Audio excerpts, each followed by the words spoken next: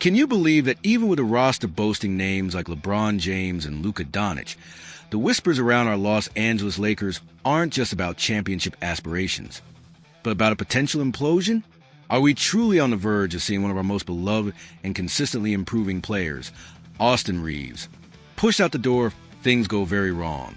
Or is this just another dramatic chapter in the endless saga of Lakers basketball, Lakers Nation? Today we're diving into a report that has sent a ripple of anxiety through the fan base. We're talking about a scenario where our very own Austin Reaves, a player who has consistently defied expectations and proven his worth on the biggest stage, could become a trade chip. This isn't just idle speculation. It comes from none other than Zach Lowe, a respected voice in the NBA, who recently pondered on Bill Simmons' podcast what might happen if Reaves' season with the Lakers simply goes very wrong. The implication is unsettling. A team with championship ambitions, featuring two of the biggest names in the sport, might be forced to make a drastic move involving a key piece, not necessarily because of underperformance, but because of internal dynamics and looming contract decisions. Let's set the stage. Our Lakers, with the formidable trio of LeBron James, Luka Doncic, and Austin Reaves, are entering the season with sky-high expectations. The article even suggests we're first favorites to finish in third in the West for the second year in a row, a testament to the talent assembled. With James and Reaves both in contract years and Doncic firmly established as the face of the franchise, the pressure is on for everyone to be at their absolute best.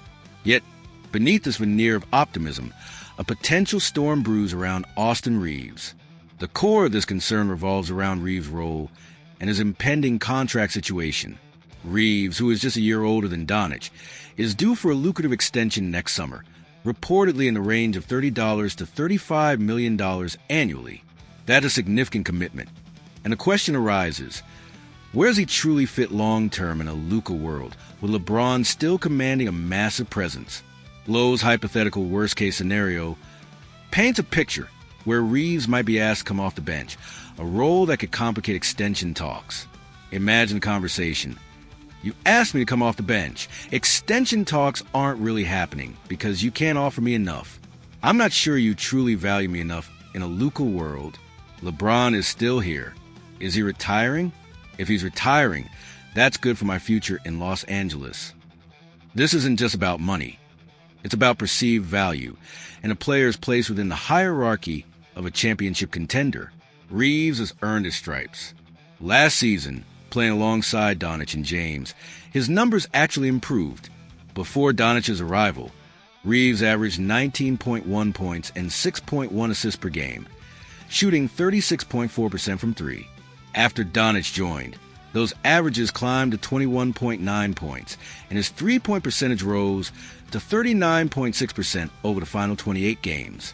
These aren't the statistics of a player whose things are going very wrong. These are the numbers of a player thriving, adapting, and elevating his game. So, for this worst-case scenario to unfold, it would almost certainly have to be a decision made by the Lakers to reduce his role, rather than a natural decline in his performance. If the organization signals that they view him primarily as a bench player, it could indeed stall those crucial extension negotiations, creating an environment ripe for discontent. Now, let's talk about where this potential trade could lead. The Houston Rockets.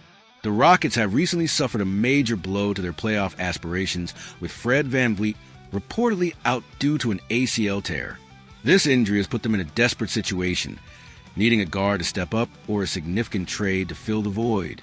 This is where low speculation connects Reaves to Houston, suggesting that if things truly sour for Reaves in Los Angeles, the Rockets could be a prime trade partner. The hypothetical trade scenario involves Reaves going to Houston, potentially with the Lakers taking VanVleet in return to pair him with Doncic. Let's be brutally honest about this. Trading a healthy, improving, and fan-favorite Austin Reaves for an injured Fred VanVleet, especially one with an ACL tear, would be an incredibly high-risk, high-stakes gamble for the Lakers. VanVleet is a proven veteran point guard, a champion, and a capable playmaker. But an ACL tear is a serious injury, and his return timeline and effectiveness would be a massive question mark. Is the potential upside of VanVleet, even at full strength, worth sacrificing a player like Reaves, who has shown consistent growth and undeniable chemistry with our stars? From Houston's perspective, acquiring Reaves would make a lot of sense. He's a young, ascending talent who could step into their starting lineup and provide immediate scoring and playmaking. They would likely be willing to offer him the lucrative long-term contract he desires, especially if the Lakers are hesitant to fully commit.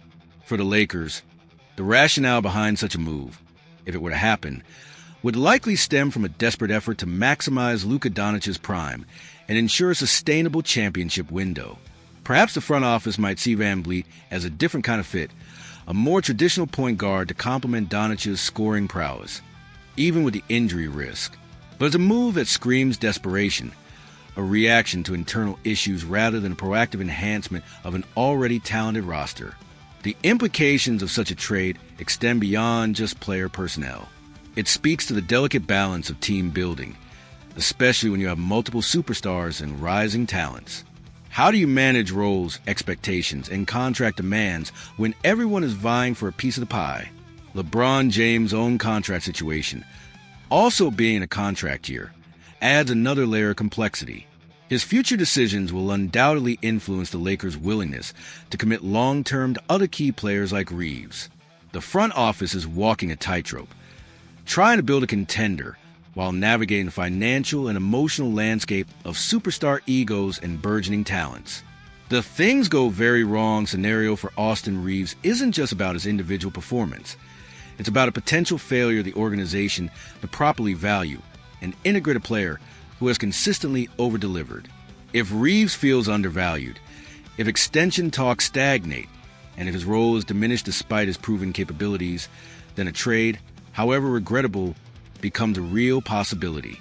It would be a stark reminder that even on a team brimming with talent, the human element, the desire for respect, recognition, and a clear path forward can be just as impactful as any stat sheet or salary cap number. This situation forces us to confront a difficult truth. Sometimes, the biggest obstacles to a team's success aren't external opponents, but internal conflicts and mismanaged expectations. Austin Reaves has been a revelation for the Lakers, a testament to smart scouting and player development. To see him potentially become a casualty of a worst-case scenario that might be largely self-inflicted would be a bitter pill for Lakers fans to swallow. The front office has a monumental task ahead to ensure that every piece of this championship puzzle feels valued, understood, and committed to the collective goal, rather than allowing hypothetical anxieties to fracture a winning formula. So, Lakers Nation, what are your thoughts on this unsettling possibility? Do you believe the Lakers would actually consider trading Austin Reaves if these internal dynamics play out, especially for an injured player like Fred VanVleet? Or is this just speculation that will ultimately prove unfounded? Let us know in the comments below. Your passion and insights are what make this community so vibrant. And if you found this breakdown insightful, please hit that like button and subscribe to the channel. We're here to bring you the stories that matter, the deep dives that keep you informed, and the conversations that fuel our collective love for the purple and gold.